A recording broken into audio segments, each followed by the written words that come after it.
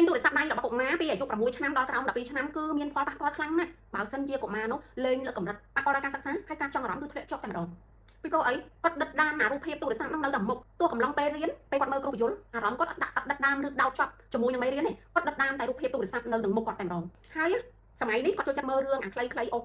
កន្លះនាទី1នាទីអុកលឿនអញ្ចឹងខួរក្បាលគាត់វាមានភាពស្ងជាមួយនឹងការផ្លាស់ប្ដូរលឿនហ្នឹងណាហើយនៅក្នុងខួរក្បាលរបស់គាត់គឺមានន័យថាគាត់ផ្ទុកព័ត៌មានជាច្រើនក្នុងរយៈពេល1ថ្ងៃណាហើយការដែលគាត់មើលវីដេអូហ្នឹងជួនកាលគាត់មើលវីដេអូដែលអត់ត្រូវនឹងអាយុគាត់គាត់មើលវីដេអូលើអាយុអាចជាវីដេអូ18បូកឬក៏មនុស្សធំគាត់ឆ្លោះគ្នាឬខឹងសាលើការជជែកគ្នាអីដែលធ្វើឲ្យពាក្យសម្ដីហ្នឹងវាមិនស័ក្តិសមនឹងកុមារនៅក្រៅហ្នឹងបានលឺប៉ុន្តែគាត់បានលឺអញ្ចឹងនៅពេលដែលខួរក្បាលយើងផ្ទុកនៅព័ត៌មានលើសពេកធ្វើឲ្យខួរក្បាលរបស់យើងនឿយហត់អញ្ចឹងទៅនៅពេលដែលយើងចាប់ផ្ដើមរៀនមេរៀនឬក៏ស្ដាប់រយៈពេលវែងពីព្រោះទៅរៀនវែងរបស់គាត់ត្រូវរៀន45នាទីបានគាត់បានចេញលេងម្ដងពេលដែលគាត់អង្គុយស្ដាប់រយៈពេល45នាទីខួរក្បាលគាត់អត់ចាប់បានអារម្មណ៍រីករាយពីព្រោះអីខួរក្បាលគាត់ស្វំជាមួយនឹងវីដេអូកន្លះនាទីហើយនឹង1នាទីរីករាយនឹងអាមើលខ្លីៗផ្លាស់ប្ដូរក្នុងពេលកន្លះនាទី1នាទីហ្នឹងហើយដល់ពេលគាត់មកអង្គុយស្ដាប់មេរៀនឬក៏រយៈពេលវែងគាត់អត់សក់អសល់គាត់នៅអត់សុខទេគាត់ចូលចិត្តអានសភៅឬក៏ការជជែកលេងជាមួយមិត្តភ័ក្តិរយៈពេលយូរ5នាទី10នាទីឬក៏មិត្តភ័ក្តិខ្លះគាត់ជជែកគ្នារយៈពេលកន្លះម៉ោង1ម៉ោងឬក៏គាត់ទៅលេងកីឡាដែលក្នុងកីឡាមួយលេងរយៈពេលកន្លះម៉ោង1ម៉ោងអីចឹងគាត់អត់ចូលចិត្តទេឬក៏គាត់ចង់បានអីគាត់មើលហ្នឹងអញ្ចឹងពេលគាត់ទៅចូលរួមកម្មវិធីមួយដែលមានច្បាប់មានវិន័យឬមានការដឹកនាំត្រឹមត្រូវច្បាស់លាស់គាត់ទៅចូលរួម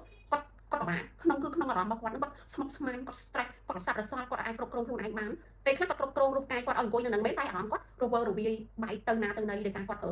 ត់អត់រីករាយជាមួយកម្មវិធីហ្នឹងគាត់ចាប់អត់ចូលហ្មងអញ្ចឹងនៅពេលដែលគាត់មើល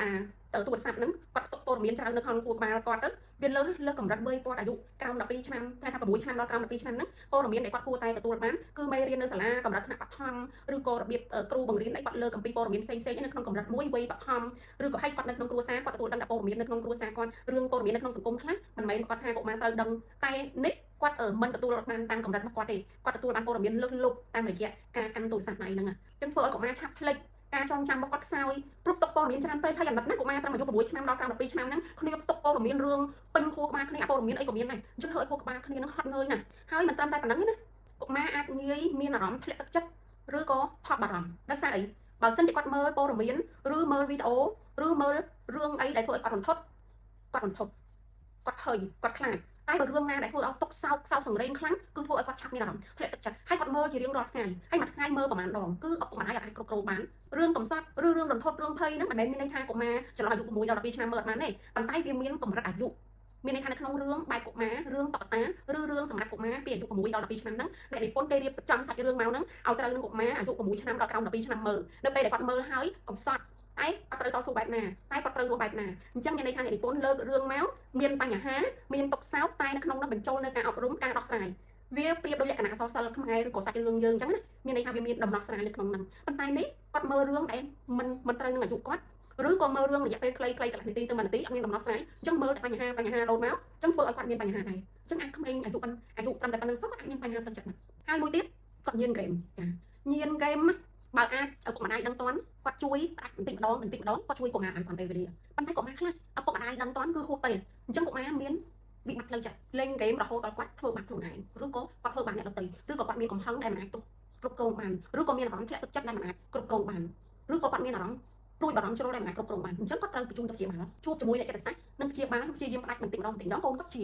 ប៉ុន្តែកុមារខ្លះញៀនហ្គេមរហូតដល់ទៅព្យាបាលបែបចិត្តសាស្ត្រហើយត្រូវលេបថ្នាំដើម្បីព្យាបាលការញៀននឹងទៀតបានផ្ដាច់បានហើយបើសិនជាកុមារដែលញៀនហើយរហូតដល់មានវិបត្តិផ្លូវចិត្តហើយគឺឪពុកម្ដាយនឹងគឺមានបន្ទុកណាស់ហើយក្រុមគ្រួសារនឹងមានបន្ទុកណាស់ហត់នឿយណាស់នឹងអកប្បកិរិយាកុមារដែលញៀនហ្គេមនៅក្នុងគ្រួសារនឹងហើយបើជួយបានសម្រេចហើយជោគជ័យគឺក្រុមគ្រួសារនឹងមានក្តីសុខនិងអំណររីករាយណាស់តែបើជួយអត់បានជោគជ័យវិញគឺឪពុកម្ដាយកំសត់ណាស់ក្រុមគ្រួសារសមាជិកនៅក្នុងក្រុមគ្រួសារនឹងច្បោកច្បល់ហើយកំសត់នេះលទ្ធផលដែលយើងឲ្យកូនលេងទូរស័ព្ទដៃលើកកម្រិតនៅពេលដែលជួបនឹងឬទទួលរងការរំលោភបំពានផ្សេងរំលោភបំពានអនឡាញ